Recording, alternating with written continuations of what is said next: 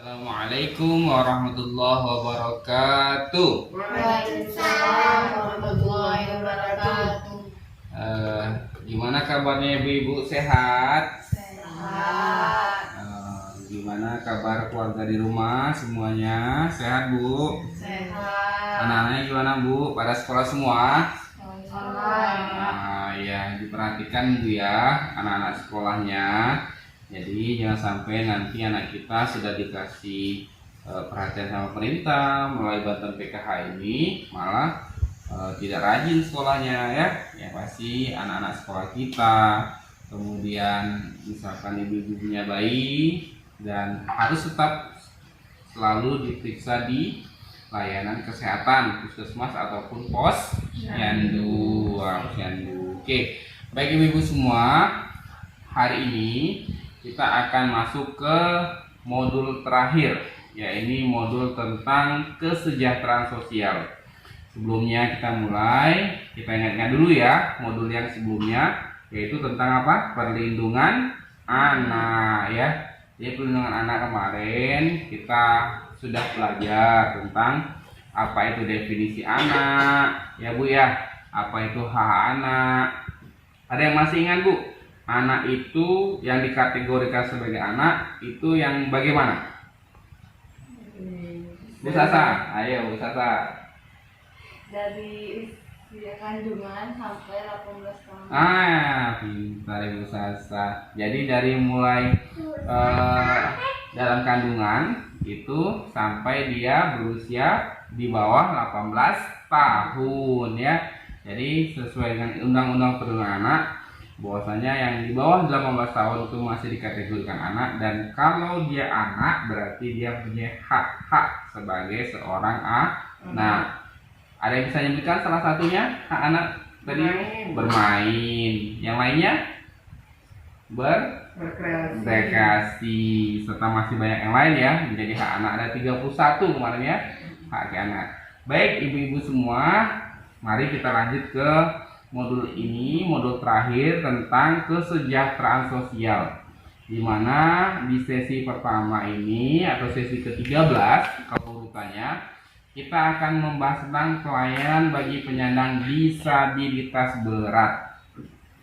Sebelum kita bahas ibu-ibu semua, sudah tahu belum kira-kira yang dalam gambaran pikiran ibu-ibu semua ya, disabilitas itu apa? Anak cacat mental, anak yang istimewa. Ada lagi yang lain?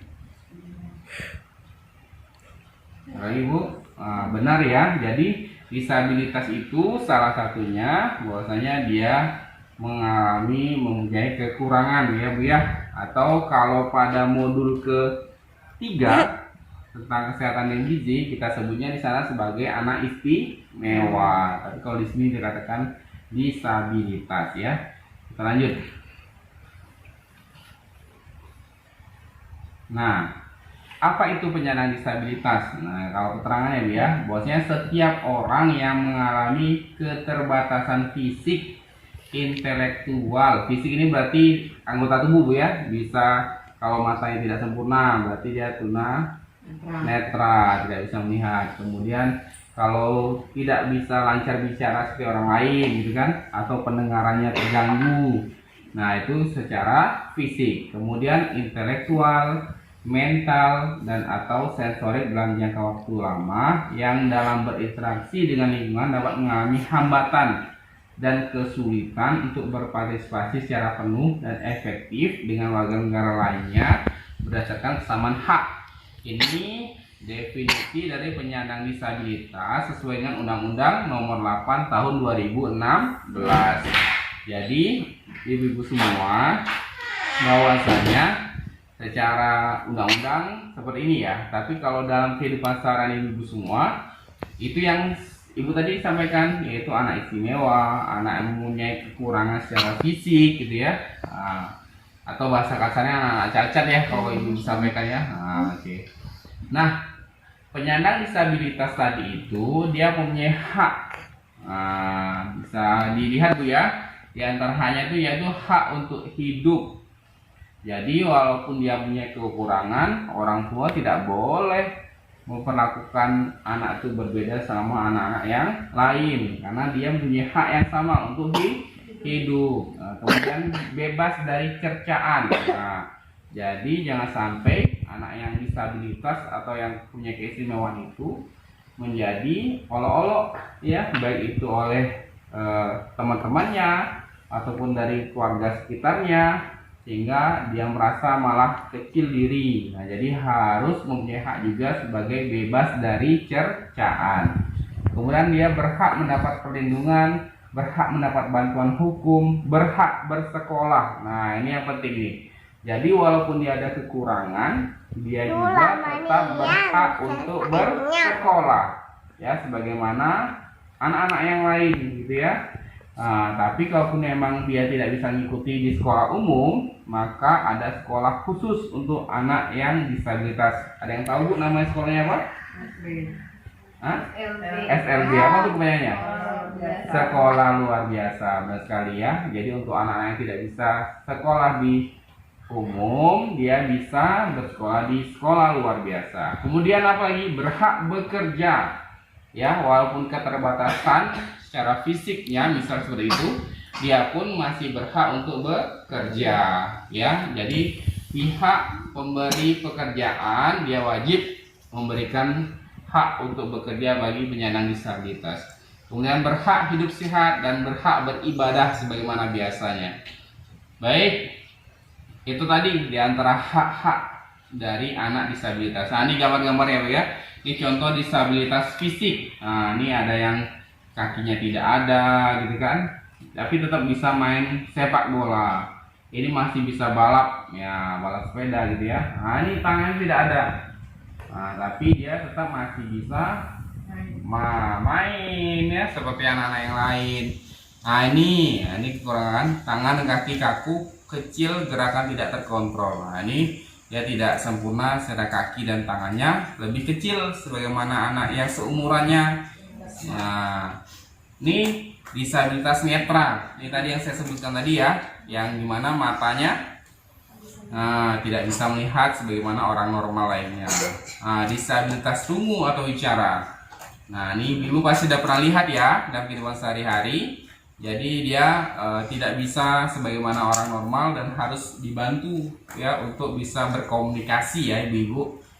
Nah, ini disabilitas intelektual. Nah, ini Down syndrome. Mungkin di sekitar rumah ibu ada yang pernah lihat ya. Seperti itu. Nah, ini mungkin anak yang pernah lihat nih ya. Mukanya yang sama. Terus hiperaktif. Hiperaktif itu termasuk disabilitas juga Bu ya. Jadi anak yang aktifnya itu melebihi anak-anak biasanya, itu termasuk disabilitas juga kategorinya. Dah baik, itu tadi yang bisa disampaikan, dan pastinya kita lihat video satu dulu ya, biar tahu bahwasanya anak disabilitas itu juga mempunyai kemampuan yang sama sebagaimana anak-anak yang lainnya ya. Nah, ini ada video nyata, kisah nyata bagaimana anak yang disabilitas pun tetap bisa melakukan hal sebagaimana yang dilakukan anak-anak normal lainnya. Baik, sama-sama kita lihat dulu ya videonya ya. Seperti Getun yang selalu ranking 1 walau belajar dan mengerjakan ujian hanya dengan kakinya.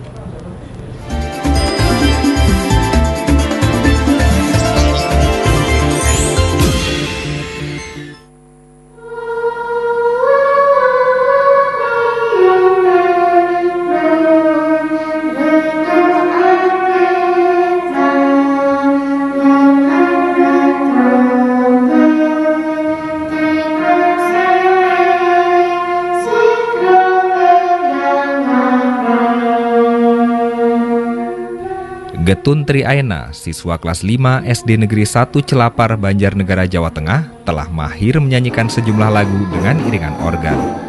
Sekarang, Getun jadi anggota inti grup musik sekolah.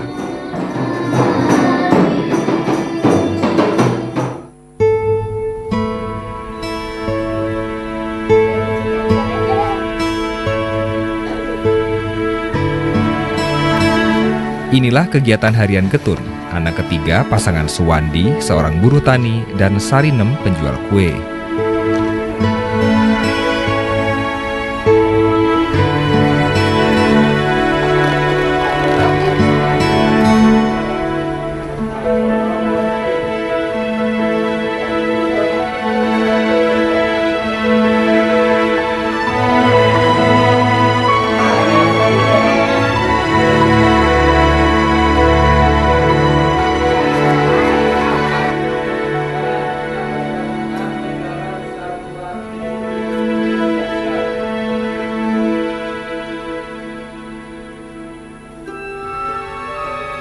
Cara menulis Getun jelas berbeda dengan rekan-rekan sekelas.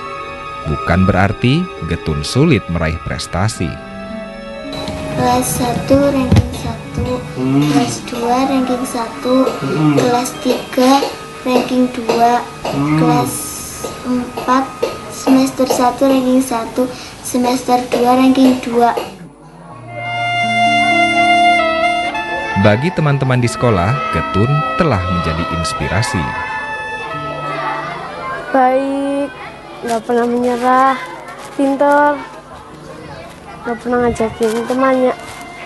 Walaupun secara fisik dia mengalami kekurangan, tapi dalam kegiatan pembelajaran sehari-hari dia juga bisa mengikuti secara normal, dalam arti dalam kapasitas kemampuannya, nilai-nilai hariannya dia termasuk papan atas di kelasnya. Bahkan untuk tahun-tahun lalu dia bisa ranking 1 di kelas.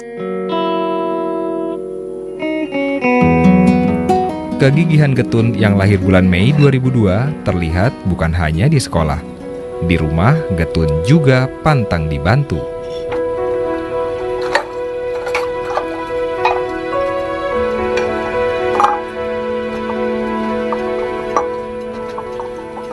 Pulang sekolah aku membantu ibu di dapur, mencuci piring, mencuci baju, menyapu. Kenapa tuh? Kasihan sama ibu. Kasihan sama ibu kerja sendiri ya? Ya.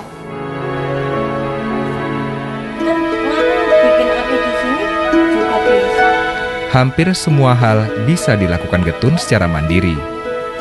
Mulai dari memotong sayur mayur sampai mengoperasikan telepon genggam.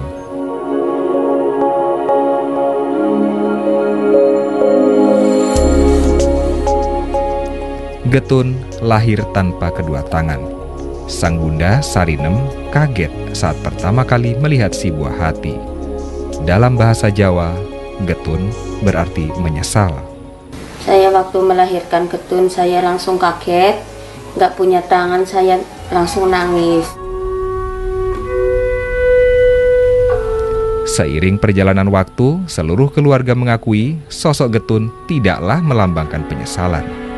Waktu di rumah udah kelas 2 mulai belajar cuci pakaian sedikit-sedikit, terus cuci piring. Terus saya sih nggak ngajarin ya, itu ambil sapu, nyapu gitu. Saya mau itu jalan sendiri, nggak diantar-antar ke sekolahan. Sejak kecil, Getun menunjukkan sifat mampu berempati, menempatkan diri di posisi orang lain. Kalau waktu kecil itu masih digendong, kan udah jalan, kan saya gendong. Ada anak kecil bilang, ih Getun nggak punya tangan. Ma, itu anak kok bilang nggak punya tangan ya? Kalau itu anak yang nggak punya tangan gimana ya Bu gitu. Getun berharap bisa mengecap pendidikan hingga perguruan tinggi, sambil terus berdendang. Ya, Nggak punya tangan tapi nggak menyerah. Ulane ma ewu, winangku ing samudra, rakyat sakung suki seni adiluhung. Oke ibu semua, itu tadi ya sudah kita sama-sama saksikan video tentang siapa tadi Bu namanya? Getun. Nah, Getun ini anak disabilitas yang dia tidak punya dua tangan ya sejak dari lahir. Dia hanya punya kaki, tapi tetap bisa melakukan semuanya, mulai dari pakai baju, kemudian nyuci piring ya Bu ya, beraktivitas semua yang lain, termasuk Getun adalah anak yang berprestasi di sekolahnya karena dia selalu ranking 1 ya di setiap jenjang pendidikannya.